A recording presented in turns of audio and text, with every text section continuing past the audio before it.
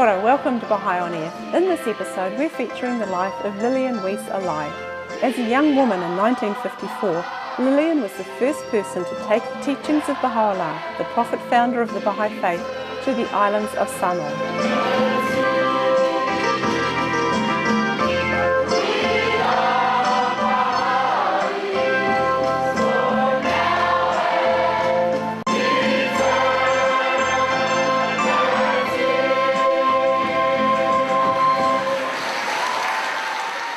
The teachings of Baha'u'llah were brought to our shores by a young and remarkable woman who, with unwavering dedication, has served the Baha'i faith exceedingly well for a full 5 decades.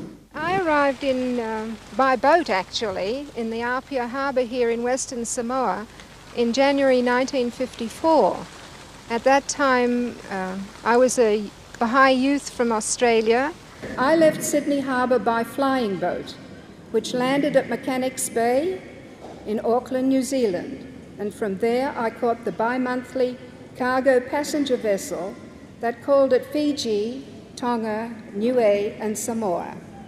It took 2 weeks to reach Samoa. Recently, Baha'is from around the world helped celebrate 50 years of the Baha'i faith in Samoa and the 20th anniversary of the dedication of the beautiful Baha'i house of worship. One part of the celebrations was honouring Mrs. Alai, who even today is serving on the national governing body of the Baha'is of Samoa. In the year 2000, our Baha'i on Air interviewer, Maxine Salmanzadeh, was fortunate to have a chat with Mrs. Alai. Where did it all begin? Perhaps I should say, first of all, that my parents were migrants from Switzerland to Australia in the early 1920s. In the early days of going to high school, we used to catch a train late at night on Sunday nights and go to Barrel, which was about 25 miles away, and board for the week in Barrel and then come home Friday afternoon on the train. So also getting on this train down the track towards Barrel were 3 other people going to the high school who were Antoinette, Mariette and Stanley Bolton. Of course, in the course of conversation, they told us that they were Baha'is. My parents had insisted that as small children, we had to go to church on Sunday. We could choose whatever church we wished. And so I used to teach Sunday school at Presbyterian Church in the morning and Sunday school at the Methodist Church in the afternoon. And at high school, it was compulsory to go to religious education classes. So that was done by the Church of England minister, so we used to go there. Everybody in high school had to do it.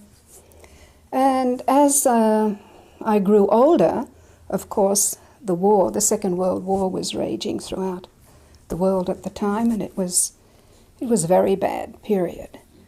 And I kept saying to myself, listening, of course, you had to take catechism to become confirmed, and I kept saying, well, how can we be doing this? You know, we're all Christians. This is Christian fighting Christian. And this really used to confuse me because my minister used to say, well, you know, the Buddhists are heathens and the Muslims are heathens and everybody, but they weren't the ones who were fighting each other. It was we Christians who were fighting each other. And then I was bothered about the concept that a child was born in sin. I couldn't see how a tiny baby or embryo in the mother had any choice on how it was going to be born. So I asked these questions of the minister when my confirmation came around, and he couldn't answer them to my satisfaction, so I never got confirmed. We kept up our discussions with our friends, and they told us about their religion, which was the Baha'i faith. My brother and I were very curious about this. I was about 14, 13, 14 at the time.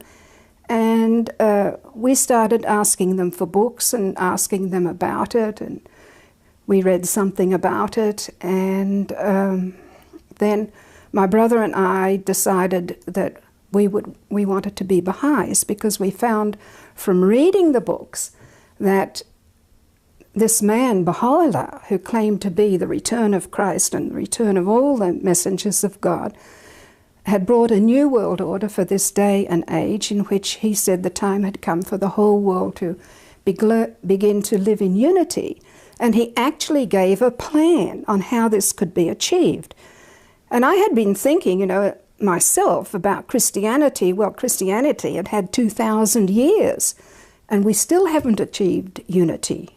So I thought to myself, well, why not? At least here is something that gives us a plan, gives mankind a plan that he can work with to establish unity throughout the entire world, for the whole globe, for all of mankind in the world. It doesn't matter who it is. But then I still had my reservations about this man who was called Baha'u'llah. And I thought, now I have to read something from his own writings. And I started reading this wonderful book called the Selections from the Writings of Baha'u'llah. And I got through the first page of that book, and I said, this is enough for me. And I wanted to become a Baha'i. So I became a Baha'i. So what sort of effect did the Baha'i faith have on you? Well, I think both for my brother and myself, it was these, these, you could call them principles or virtues, that kindness, study, being, honourable, justice, all of these different principles. And since we all had to go to religious education, we got together and we had a little meeting together, and we decided that we would go to the headmaster and ask him, could we form our own Baha'i studies in the high school? So we went down to the headmaster, and he said to us, do you have any Baha'i books? He'd never heard of the Baha'i faith, so he'd asked us what it was, and we told him. He said, well, do you have any books to study? And we said, yes. And he said, well, go ahead. In the religious hour at school, you study the Baha'i faith, and we were allocated one of the schoolrooms to do this. So we were very happy. We sat there, we did our Baha'i studies, we had discussions together. When we all graduated from high school, my parents sent me to the best secretarial college in Sydney that they could, and then they said that I should go back to Switzerland to find my roots and see where my parents had come from, so I had an understanding of their background and their culture. So when I got to Switzerland, and my uncle was there, and I went to stay with my uncle and his family, and they spoke very little English, so I had to quickly learn some Swiss German, and so we could communicate with each other. At that time, in 1948, around that time, the Shoghi Effendi, who was the guardian of the Baha'i faith at that time, which meant that he was the grandson of Abdul Baha. Abdul Baha was the son of Baha'u'llah, the founder of the Baha'i faith. And when Baha'u'llah passed away, he left a will which appointed his son Abdul Baha as the leader of the Baha'i faith.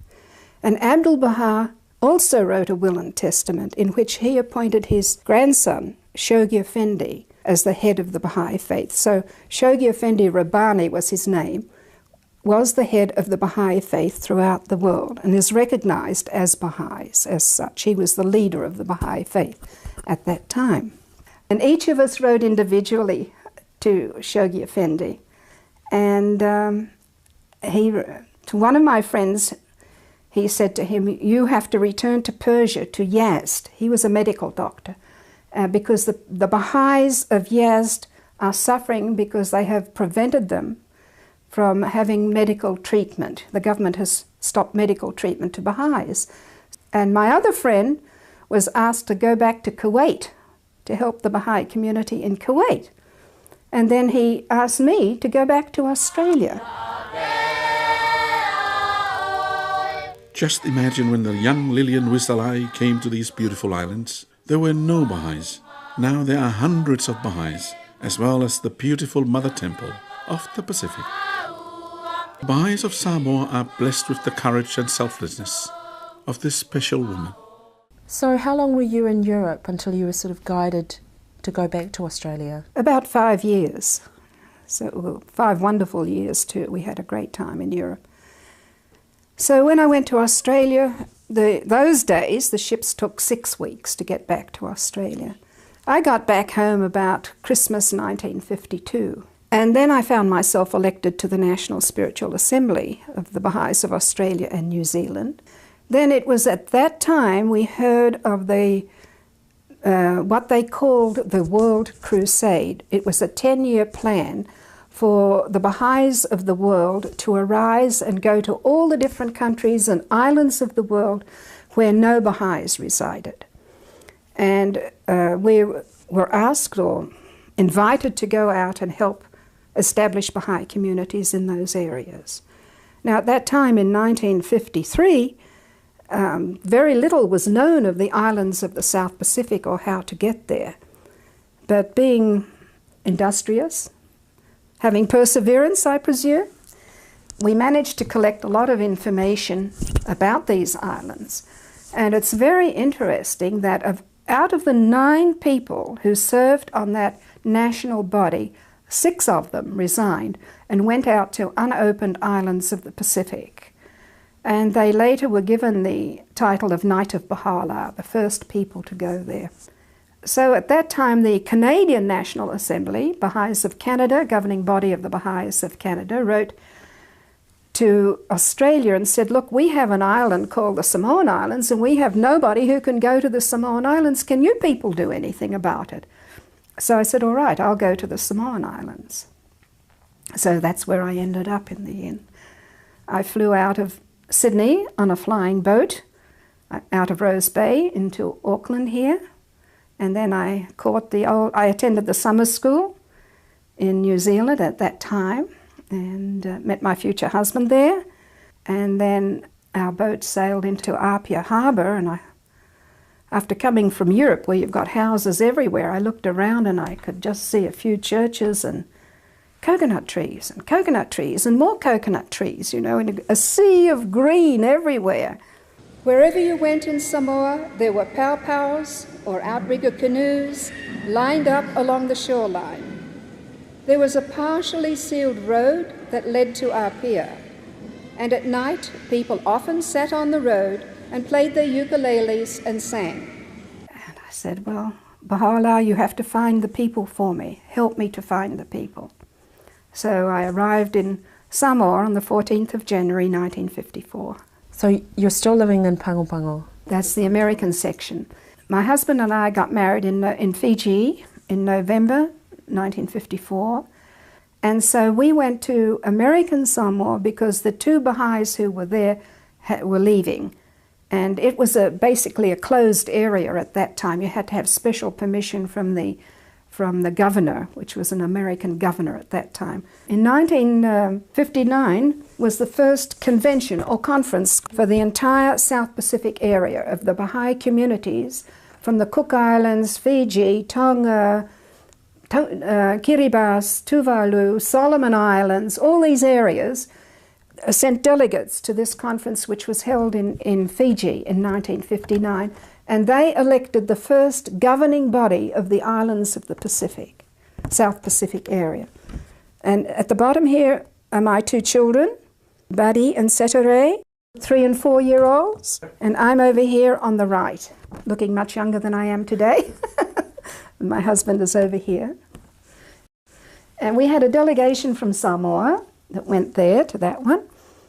And this gentleman here was the first Samoan Baha'i who really helped with the teaching work, the translation work, and was a very devoted Baha'i all the days of his life. And his name was Saulala Tamasese, and his wife, who also became a very devoted Baha'i, is alive today. And in fact, all his children are Baha'is. And this is myself on the far side there, and Sohail here, and of course our children down below.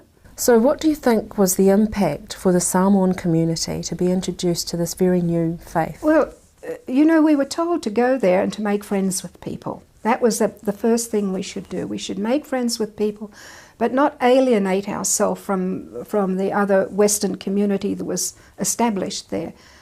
The day after I arrived, I obtained a position as private secretary to Mr. Ted Annandale, the general manager of the well-known trading firm of O.F. Nelson and Company. I had no idea who he was or who the people were who worked there. But believe me, they took very good care of me and taught me the essentials of Samoan custom and watched over that single young lady from Australia. Now, at that time in Samoa, Western Samoa, now called Samoa, was still under the League of Nations, or then the United Nations. It was then under the United Nations. It wasn't an independent state. And when it became an independent state, there were leading families, which were the Tamaseses and the Malietoa and Mata'afa. These were the three main ones. So in drawing up the constitution, Mata'afa, and I knew him and his wife very well because his wife was having a baby in hospital the same time I was having a baby in the hospital, and he said he would like to be Prime Minister. And so Tamasese and Malietoa, Tanamafili II, became the joint heads of state of the independent state of Samoa, as it's now called, independent nation of Samoa. And the Constitution provides that if one of them died, the other would be the remaining head of state until he died, and then Parliament would choose who would be the next head of state. Malietoa himself is a very observant person, and he's greatly loved by his people, and he has a very strong feeling towards his people. So he knows what's going on in the country all the time. And he had been observing Baha'is for quite a long period of time, because Baha'is were different to other people. They were not going out establishing churches, having collections, or giving large sums of money to different sectors of the population for them to become members of their religion. They were not really doing anything like that. So he was very interested to see what happens when people were Baha'is in communities. And besides that, his brother had been reading Baha'i books that he had received from American Samoa, from the family in American Samoa, and he had given these books to His Highness Malietoa to read. So he knew quite a bit about the faith when in 1967 the Universal House of Justice, for the second time, Baha'u'llah did it the first time, but for the second time the Universal House of Justice, the governing body in the world of the Baha'i faith, sent the proclamations of Baha'u'llah to the kings and rulers of the world. And the Baha'is of Samoa felt it would be wonderful if this proclamation could be given to His Highness Malietoa. And arrangements were made for Hand of the Cause, who was the very dignified emissary of the Baha'i faith, who is a titled person, who was at that time, since he's passed away, a titled person from Italy, Dr. Ugo Giaccheri, to come to Samoa and to present this volume on behalf of the Universal House of Justice to His Highness Malietoa. And he came to Samoa and he waited. We waited 1 day, 2 days, 3 days, 4 days. And finally a message came from His Highness to the proclamation of Baha'u'llah to him. And then we found out that he had built a special fale on a little offshore island down the coast, which was the same island where his ancestors had accepted Christianity. And it was in this fale that he accepted the proclamation of Baha'u'llah, which was his letters to the kings and rulers of the world on how they should treat their people, how they must change things in their country for the betterment of their people. So His Highness Malietoa accepted the faith. What did that mean for the Baha'i community in Samoa? Well, of course, that brought great joy to the Baha'i community, and the Friends really started to put their efforts into all sorts of work. They constructed Baha'i centers themselves. They established classes everywhere.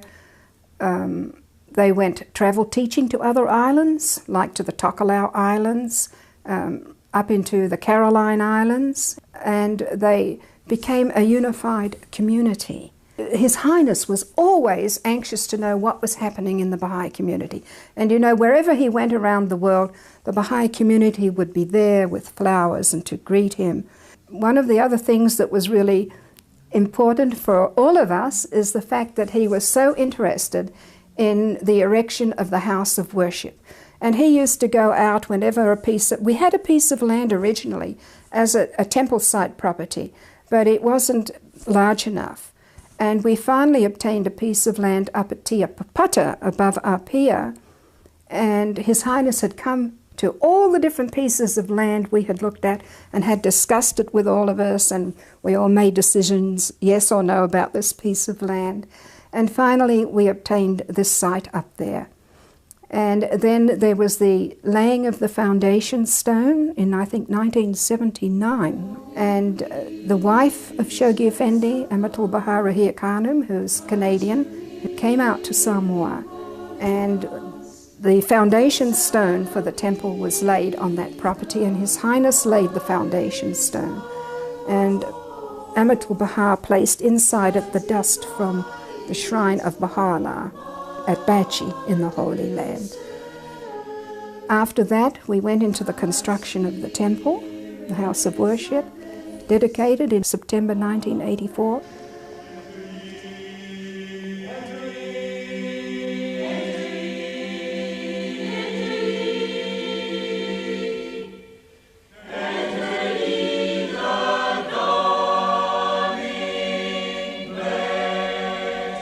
My sincere and warmest expression of thanks goes to the members of the Baha'i faith all over the world.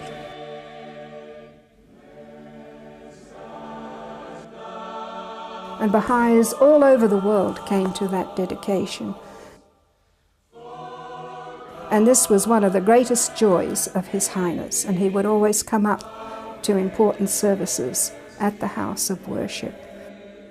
Samoa couldn't believe that this was something that His Highness had done, and he always told the people who came to him, I am the father of Samoa. I am responsible for the people of Samoa, but my religion is Baha'i.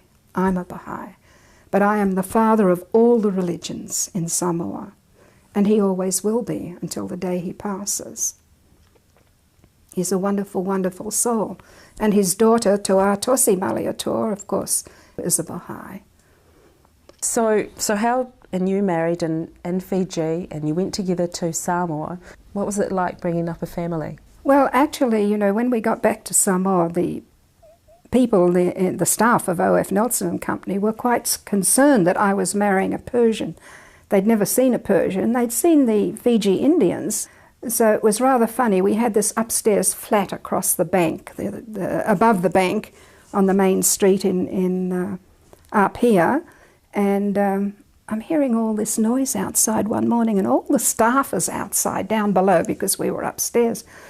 And Sohail was saying to me, what's going on down there? I said, well, I think they're coming to see what you look like, you know, all the people.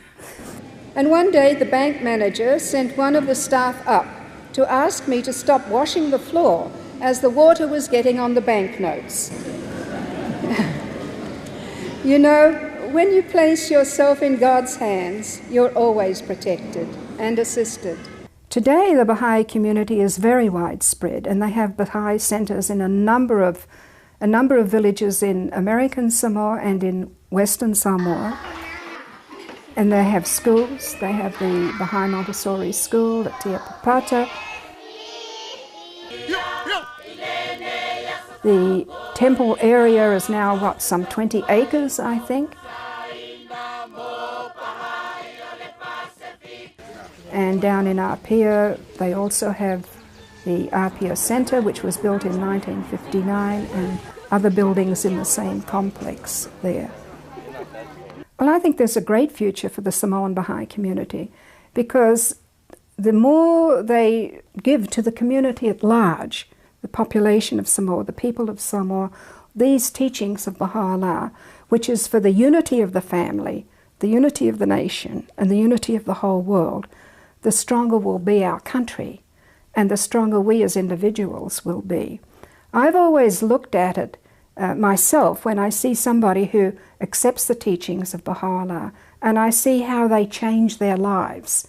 And to me, that is the greatest gift that anybody can give you, when you see how a person changes from one way of life to another way of life, how their family life changes for the better, how the individual takes these teachings to his heart and changes his or her life for the better.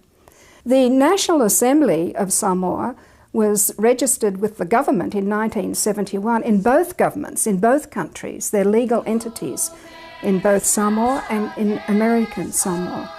The government has granted exemption from school for school children on Baha'i holy days, and also Baha'i marriage is recognized in both Samoa and American Samoa. So I think things are pretty good. My husband died in